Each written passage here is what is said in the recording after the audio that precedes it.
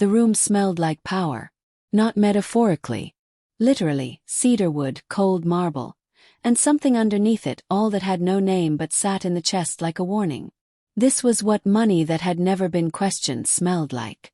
This was what it felt like to be inside a world that operated by rules no one had written down because no one needed to. Melissa had been in rooms like this before. She had never made it out of them clean. She kept her eyes forward, her breathing even. Her hands perfectly steady as she crossed the length of the dining room with the morning tea. The estate was still quiet at this hour. That heavy, loaded quiet that lives just before the day begins and everything becomes impossible to take back. She reached across the table. And her sleeve slipped. 2 inches. Maybe 3. Enough. The bruise was ugly. Deep purple at the center, bleeding into sickly green at the edges. The kind of mark that doesn't come from bumping into a doorframe. The kind that comes from fingers. From intention. From someone who wanted to leave a reminder on her skin. She pulled her sleeve down fast. But not fast enough. The entire room shifted. Not loudly, not dramatically. Just a degree. The way temperature drops right before a storm. She felt it before she saw it. Jang Hyeon-woo had gone completely still. He wasn't reading anymore. The newspaper was flat on the table. His tea was untouched. And he was looking at her, not through her the way he always did, the way men like him looked at women like her, but at her. Directly. Deliberately. Like he had just seen something he wasn't going to pretend he hadn't seen. The silence stretched. "That bruise," he said, and his voice was quiet the way a locked door is quiet. "Wasn't there last night." The words landed slow and heavy. The way the truth always does when someone finally says it out loud. Melissa felt the ripple move all the way through her body. And she understood in that moment that everything was about to change. Welcome to Afro-K Romance Fairy Tale. On today's episode you get a dose of betrayal, power, romance, love, unexpected encounters and a beautiful beginning. If this is your first time here, make sure to like, subscribe, click the notification icon to get a reminder when new amazing stories drop, and send this story to friends and family who you think would love to watch it. And also tell me in the comments which city you're watching from. I'd really love to know. Now let's dive back into this amazing story. Melissa Gold did not panic. She had trained herself out of panic a long time ago. Panic was a luxury that belonged to women who had safe places to retreat to. She had not had one of those in 4 years. So instead of panicking, she did what she always did. She counted her breath. She kept her face neutral.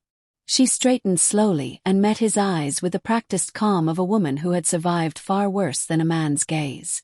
"I walked into a shelf," she said. "In the storage room. It was dark." Hyeon-woo said nothing. He just looked at her. That still, unhurried look that she was beginning to understand was not coldness. It was something more unsettling than coldness. It was patience. The kind that has already decided it will get what it wants and is simply waiting for the world to catch up. "I'll be more careful," she added. "I didn't ask you to be more careful." The words were quiet. Almost gentle. Almost. "I asked who did it." Something moved through her chest. Fast and uninvited, like a bird startled out of tall grass. She pressed it down. Hard. "No one did anything, sir," she said. "It was an accident." He held her gaze for 3 more seconds. She counted them. Then he picked up his newspaper. Opened it. Like the conversation was over. "Go finish your rounds," he said. Left. She walked the full length of the east corridor before she let herself exhale. Her hands, those perfectly steady hands she had trained so carefully, were trembling slightly at the fingertips. Not because he had frightened her. Because he hadn't believed a single word she said. And the way he had looked at her, like he was going to find out the truth whether she offered it or not, told her something that changed everything. Jang Hyeon-woo had been paying attention to her. Not today. Not just this morning.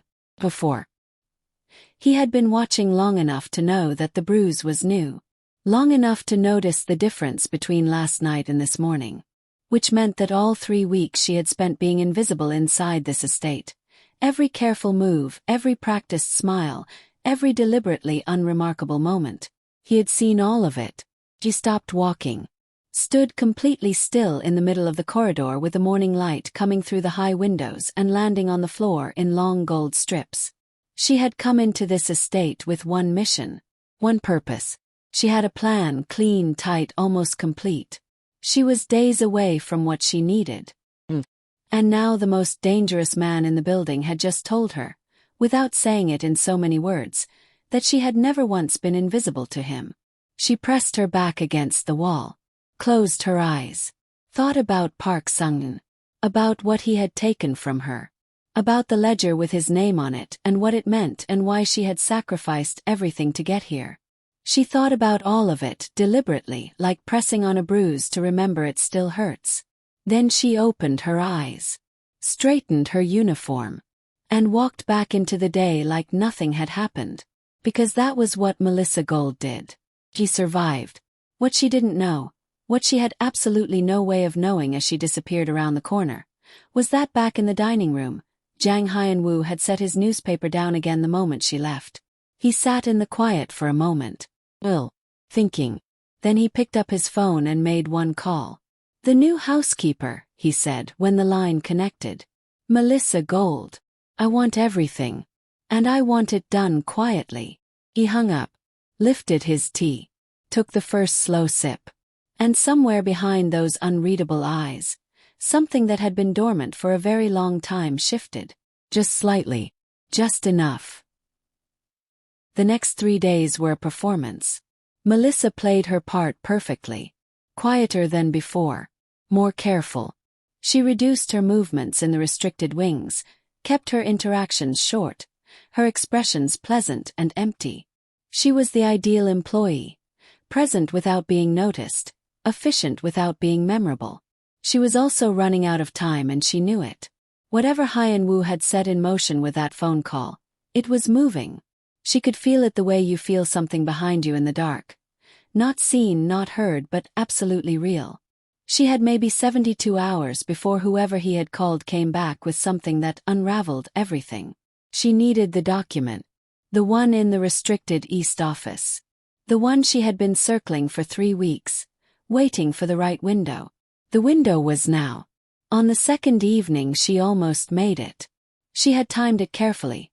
The security rotation, the staff dinner hour, the 12-minute gap between patrol checks that she had mapped over 2 weeks of quiet observation. She moved through the corridor with a cleaning cart, unhurried, deliberate, a woman doing exactly what she was employed to do. She was 2 doors away from the East office when Mr. O stepped out of the shadow at the end of the hall. He didn't touch her this time. He didn't need to. He just stood there, small, still, with that particular smile that men wear when they are certain of their power over you, and said quietly, "You're in the wrong wing, Miss Gold." She stopped the cart, looked at him. "I have rooms to clean in this wing," she said.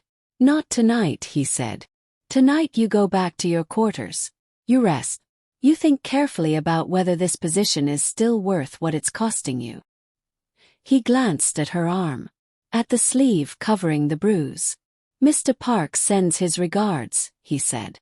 Then he walked away. Melissa stood in the corridor for a long moment after he disappeared. Her jaw was tight. Her eyes were dry. She had long since run out of tears for Park Sung-jin. She had used the last of them in a bathroom in Busan 18 months ago and made herself a promise she had not broken since. She turned the cart around, went back to her quarters, sat on the edge of the narrow bed in the dark and thought. She was not defeated. She needed to be clear about that. Not in a proud way, not in a stubborn way, but in the way of a woman who has learned to measure her resources accurately and spend them wisely. She was not defeated. She was recalibrating. But she was also alone in a house full of people who served one man, being watched by another man's operative, running out of time from a third direction.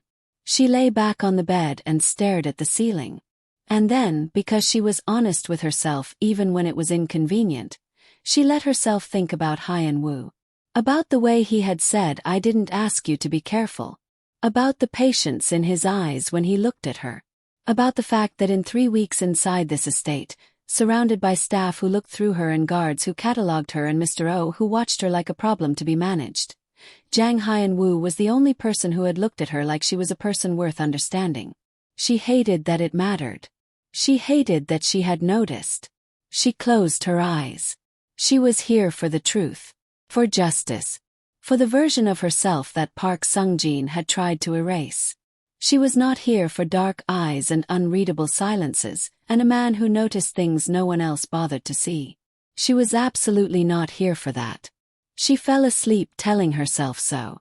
The next morning she walked into the dining room and he was already there, earlier than usual, jacket on like he had somewhere to be. He didn't look up when she entered. She set the tea down, adjusted the cup angle, straightened. "Sit down," he said. She blinked. "Sir." "Sit." He nodded at the chair across from him. "There's something I want to say to you." Melissa sat. He looked up then. Across the table. Direct and unhurried as always, but something was different this morning. Something in the set of his jaw, the quality of the quiet around him. "You're not safe in this house," he said. The words landed like something dropped from a great height. She opened her mouth. "Don't tell me it was a shelf," he said quietly. "And don't insult either of us by pretending you don't know what I mean." The room held its breath. Melissa looked at Jang Hyeon-woo. This man she had come here to use, this obstacle she had filed under means to an end, and felt something inside her chest crack open. Just slightly. Just at one edge. "I don't know what you're referring to," she said. It was the weakest lie she had ever told. He knew it too. She could see it in his eyes. That almost expression, that thing that lived just beneath the surface of his face and almost never made it all the way out. "Someone in my house put their hands on you," he said. Very quietly. Very carefully. Like each word was being placed exactly where it needed to land. "I don't allow that. Whatever else you think about me or this place, I don't allow that." Melissa said nothing. Because there was nothing to say. Because Jang Hyeon-woo had just done the one thing she had not prepared for. Had not accounted for in 8 months of planning. Had no defense against whatsoever. He had been decent to her. And it broke something open that she had no idea how to close. She didn't sleep that night. Not because of Mr. O. Not because of the deadline closing in around her like walls. She had learned to sleep through fear a long time ago. Fear was just noise, and noise could be managed. She didn't sleep because of what Hyeon-woo had said. "I don't allow that." 4 words. Simple. Quiet. And yet they had moved through her like something she hadn't felt in so long she had almost forgotten it had a name. She lay in the dark and made herself think clearly. Hyeon-woo knowing someone had hurt her was not the same as him knowing who. It was not the same as him knowing why. He was operating on instinct and observation, the same tools she used. And he had reached the right conclusion for the wrong reasons. It didn't mean anything. Couldn't mean anything. She repeated that until it almost felt true. The next morning she arrived at the dining room to find it empty. No Hyeon-woo. No newspaper. Just the morning light and the faint smell of cedarwood and cold marble. She set the tray down anyway. Adjusted the cup. Turned to leave. "You're early." She spun around. He was standing in the doorway to the adjoining corridor. Jacket off, collar open, like he had come straight from somewhere that hadn't given him time to be composed. He looked different without the armor of his stillness fully in place. Younger. Less like a man who had decided never to need anything. More like a man who was tired of that decision. "I can come back," she said. "No." He walked in. Took his seat. "Stay." It wasn't a command. It was almost, not quite, but almost a request. He stayed. He wrapped both hands around the warm cup and looked at the window. The city was gray this morning. Low clouds pressing down over the estate like the sky had something on its mind. "How long have you been in Seoul?" he asked. She blinked. 4 years. "You like it here." "I liked what it was supposed to be," she said. And then stopped. 'Cause that was true. That was actually completely true. And she hadn't meant to say it. He turned and looked at her. Something shifted in his expression. Not much. Just enough to change the whole feeling of the room. "What was it supposed to be?" he asked. And the way he asked it, quiet, genuine, like he actually wanted to know and had nowhere else to be. made Melissa Gold do something she had not done in 4 years of careful survival. She answered honestly. "A beginning," she said. "I came here for a beginning." The silence that followed was different from the other silences. Softer somehow. Less like a locked door and more like an open window. "Did you find one?" he asked. She looked at him across the table. This man she had come to this house to expose, whose world she was here to dismantle, whose trust she was systematically working to earn for reasons that had nothing to do with him and everything to do with a debt she was owed by someone else. "I don't know yet," she said. It was the most honest thing she had said since she walked through the service entrance 3 weeks ago. Hyeon-woo nodded slowly. Like that answer made sense to him. Like he understood something about beginnings that hadn't worked out the way they were supposed to. He picked up his tea, looked back at the window, and Melissa stood in that quiet dining room and felt the ground shifting under her feet, slowly, irrevocably, in a direction she had not planned for and could not afford. She found the opening she needed that afternoon. Hyeon-woo was out. The East Wing was running a reduced staff rotation. She had noted it 3 days ago and filed it carefully.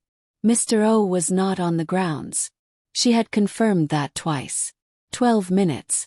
That was all she needed. She moved quickly but without rushing. Urgency and panic looked the same on security cameras, and she knew the difference mattered. The cleaning cart. The East Corridor.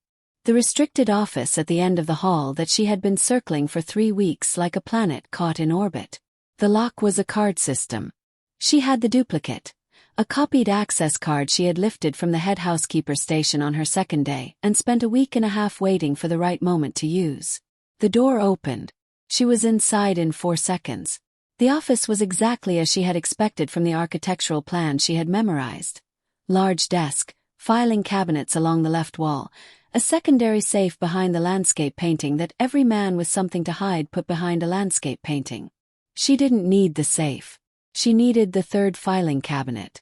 Bottom drawer. The one that held physical copies of partnership agreements that had never been digitized because some things were too sensitive for servers. She found it in 40 seconds. Park Sungjin. Jang Hyeon-woo. A joint venture agreement dated 3 years ago. Witnessed. Notarized. Her hands were steady. Her breathing was even. She photographed every page with a small device she had carried taped to the inside of her uniform for 2 weeks and felt nothing. Nothing, except the clean, cold satisfaction of a plan finally arriving at its destination. She was done. She had what she came for. All she had to do now was walk out of this estate tonight, deliver the documents to the contact who had been waiting 8 months for exactly this package, and disappear into the next version of herself. She closed the filing cabinet, turned around, and found Jang Hyeon-woo standing in the doorway. The world stopped. Not dramatically. Not with sound. A stop. Like a held breath. Like the moment between lightning and thunder when you don't yet know how close it is. He was looking at the filing cabinet. At her hands. At the small device she had not yet had time to conceal. His face was completely still. That devastating, unreadable stillness that she now understood was not the absence of emotion but the absolute mastery of it. His eyes moved to hers. And in them, beneath the stillness, beneath everything, she saw it. Not anger. Not cold calculation. Real, unguarded human hurt. Gone in a second. Sealed back behind the wall so fast she almost convinced herself she had imagined it. Almost. "Melissa," he said. Just her name. Nothing else. And somehow that was the most devastating thing he could have said. She opened her mouth. Closed it. There was no version of this moment that a rehearsed answer could survive. She had planned for discovery. She had contingencies, exit strategies, cover stories layered like armor. She had prepared for every possible version of this moment. She had not prepared for him to say her name like that. Like it cost him something. "How long?" he said quietly, not moving from the doorway. Like he couldn't decide yet whether to come closer or step back. "How long have you been here for this?" It wasn't a question. She lifted her chin. "Since the beginning," she said.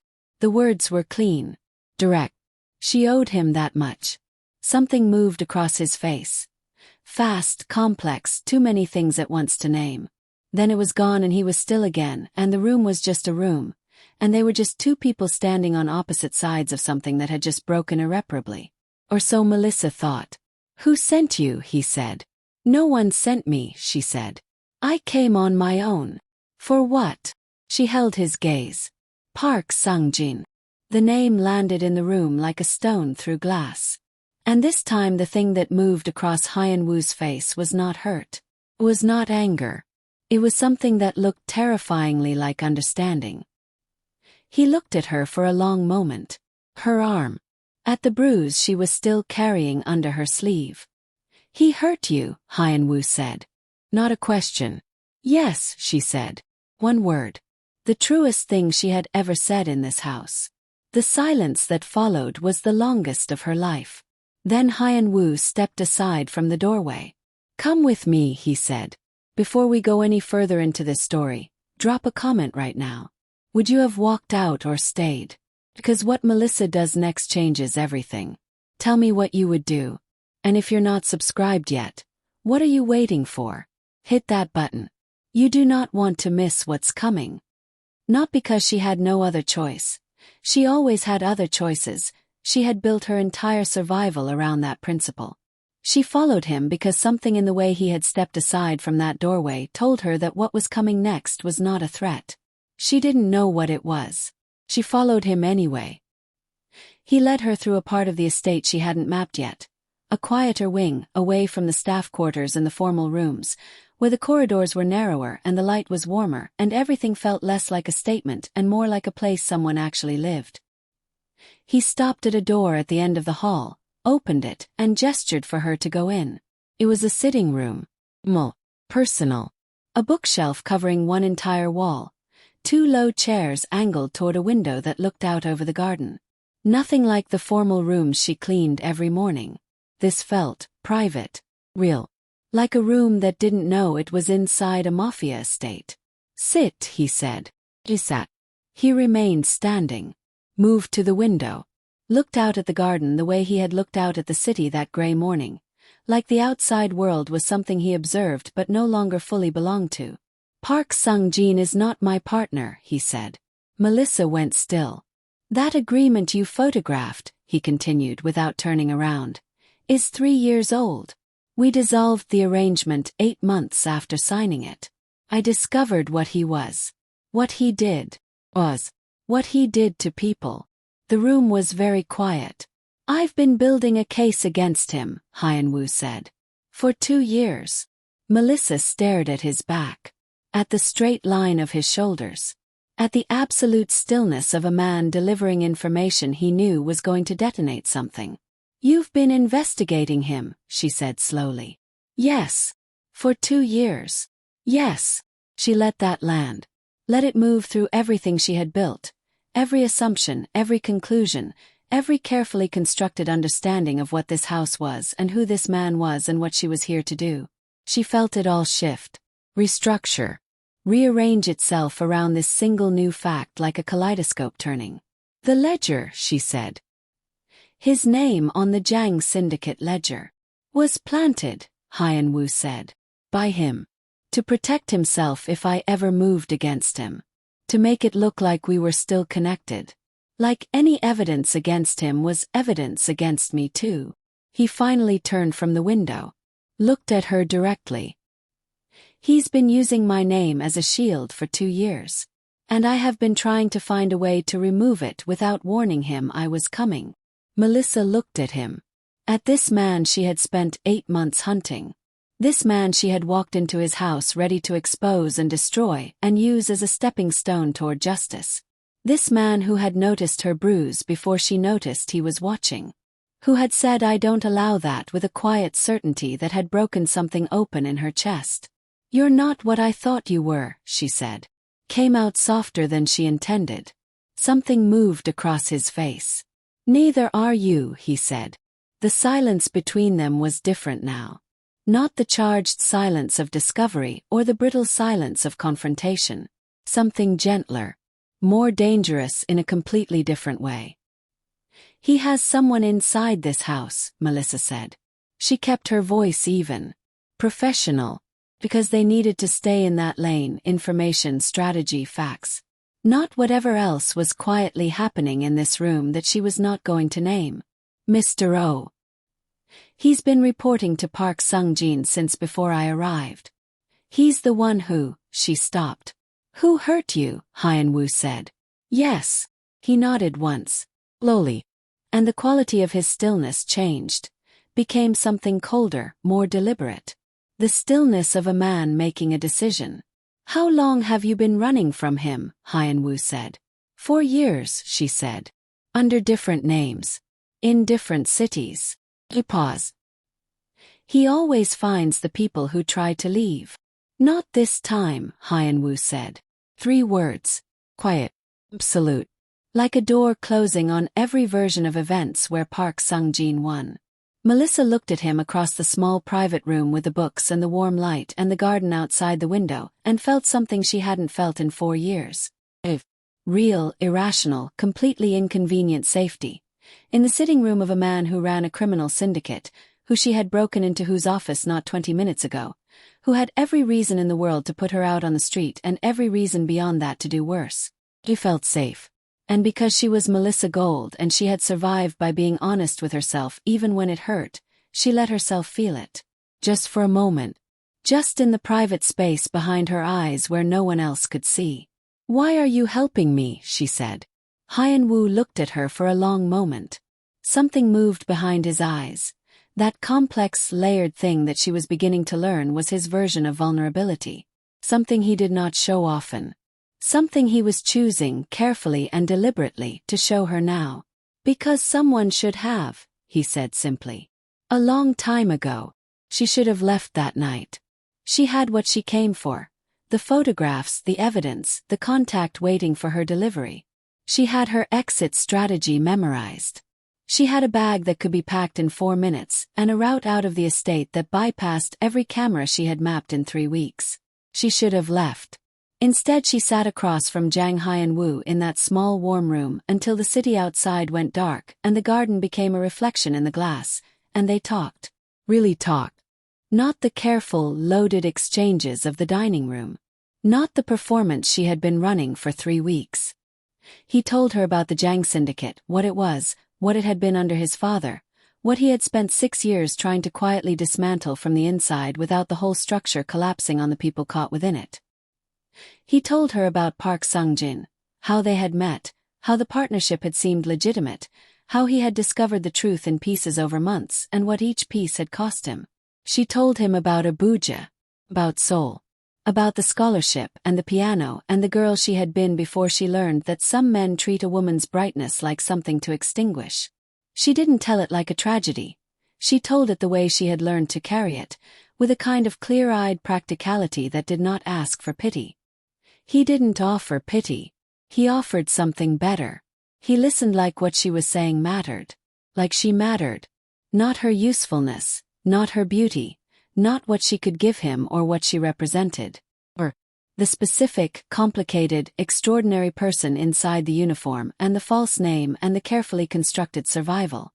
At some point the tea came, brought by a staff member who knocked quietly and left quickly and asked no questions about why the master of the house was sitting in the private room with the housekeeper at 10 o'clock at night. At some point Melissa realized she had been talking for 2 hours. She stopped, looked at him. He was watching her with that expression, the one she had no word for. The one that lived just beneath his surface and almost never made it all the way out. It was out now. Fully. Without the wall. You're staring, she said. I know, he said. He didn't stop. Her heart did something complicated. Hyeon-woo. Don't, he said quietly. Don't tell me it's complicated. Don't tell me there are reasons. I know there are reasons. He leaned forward slightly. Just slightly. I've spent 6 years making decisions based on reasons. I'm tired of it. The air between them was warm and still and full of something that had been building since the morning she walked through the service entrance with her rehearsed story, and her hidden mission, and her 3 weeks of careful invisibility that had fooled everyone except him. This is not a good idea, she whispered. No, he agreed. It isn't. He reached across the small space between them. Slowly. giving her every opportunity to move away. And touched, just touched with the back of 2 fingers, the place on her jaw just below her cheekbone. Barely contact. The gentlest thing she had ever felt from a man's hand. She didn't move away. "Melissa," he said. Just her name. The way he had said it in the office doorway, like it cost him something. Like he had been saving it. "This changes nothing about the situation," she said.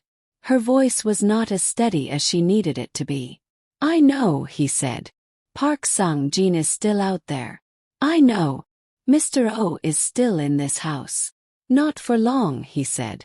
And the quiet certainty in that, the absolute undecorated promise, moved through her like heat. She looked at him. This man who was not what she had thought he was. This man who had seen her from the beginning and said nothing and waited. This man who had noticed a bruise on her arm and made it his business when the entire world had spent 4 years making her invisible. She made a decision. Not the careful, calculated kind she was good at. The other kind. The kind that lives in the chest and bypasses the mind entirely. She closed the remaining distance between them. And when she kissed him, it was not soft or tentative or uncertain. It was the kiss of a woman who had survived 4 years of running and was finally, in the most unexpected place imaginable, choosing to stop. He kissed her back like he had been waiting. Like he had known from the very first morning that it was going to end here. Outside the window the city glittered in the dark, indifferent and beautiful. And in a small warm room at the heart of the most dangerous estate in Seoul, 2 people who had both spent years being careful chose, for one suspended and irreversible moment, not to be. Morning came the way it always did in the Jang estate. Cold light through tall windows. The smell of cedarwood and marble. The quiet that lived before the day began and made everything feel possible and impossible at the same time. Melissa stood at the window of her staff quarters and watched the garden come into focus as the darkness lifted. She had not slept. Not because of fear this time. Not because of deadlines or contingencies or the constant low hum of a plan running out of runway. Because of him. Because of the way he had said her name. Because of the way he had touched her jaw like she was something worth being careful with. Because of everything that small warm room had held last night that she had absolutely no framework for and no safe place to put. She pressed her forehead against the cool glass. She was a woman with a mission. A woman with a contact waiting. A woman with photographs on a device taped to the inside of her uniform and 4 years of survival riding on the next 48 hours. She was also, helplessly and inconveniently, a woman who had kissed Jang Hyeon-woo in a room full of books and warm light and felt the ground shift permanently beneath her feet. She needed to think. She needed to be smarter than her feelings. She had always been smarter than her feelings. She pushed off the window, straightened, began to plan. She found Hyeon-woo in the main corridor at 7 in the morning, moving with purpose. Jacket on, jaw set, the full armor of his composure back in place. 2 of his senior staff flanked him.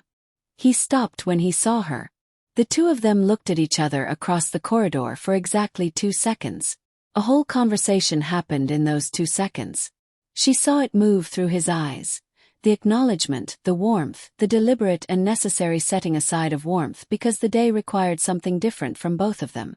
She gave him a small nod. He returned it. Then, "Mr. O has been removed from the estate," he said. Quiet. Direct. For her ears. As of an hour ago. She felt something release in her chest. "And Park Sung-jin. My people moved tonight," he said. "The case is complete. It has been complete for 6 weeks. I was waiting for one final piece." He paused. "You found it for me." She stared at him. The partnership agreement. The original. The one he thought was the only physical copy. Something moved in his expression. That almost smile that she was beginning to understand was one of his rarest things. He destroyed his own copy 2 years ago. He didn't know I kept mine. Melissa let that settle. Let the full shape of it assemble in her mind. 8 months of her planning, 3 weeks of her risk, and Hyeon-woo had been 2 steps ahead of all of it, moving quietly toward the same destination from the opposite direction. "You could have told me," she said. "You could have told me," he said back. She almost smiled. Almost. What happens now, she said. Tonight, Park Sung-jin answers for everything he has done, Hyeon-woo said. To every person he has done it to. His eyes held hers. Including you. For years. 4 years of running and hiding and rebuilding and carrying a name that wasn't hers and a mission that had cost her everything. 4 years of being a woman that Park Sung-jin had tried to erase. She felt it move through her. Not dramatically, not in a wave. Quietly. The way relief actually arrives when it is real. Like something setting down a weight it had been carrying so long it had forgotten what it felt like not to. Her eyes went bright. Just briefly. Just for a moment. She blinked it back. Melissa, Hyeon-woo said softly. I'm fine, she said. I know you are, he said. That's not why I said your name. She looked at him. And there it was again. That expression, full and unguarded, the wall completely down. In the middle of the corridor. In front of his staff. In the full light of morning with the whole complicated day ahead of them. He was not hiding it. He was choosing deliberately and openly, not to hide it. Something expanded in her chest so suddenly it almost hurt. We have things to discuss, she said carefully. After, he agreed. The word was a promise. That night the Jang estate was quiet. Whatever Hyeon-woo set in motion happened in the way that things happened in his world. Without drama, without visible machinery. With the clean efficiency of a man who had been planning for a very long time and executed without hesitation when the moment arrived. Melissa sat in the small warm room with the books and waited. At 11:15 her phone lit up. A message from her contact, 3 words. It is done. She set the phone down on her knee. Looked at the bookshelf. At the garden beyond the dark window. At the room that had held, just last night, the most honest conversation she had in 4 years. Park Sung-jin was finished.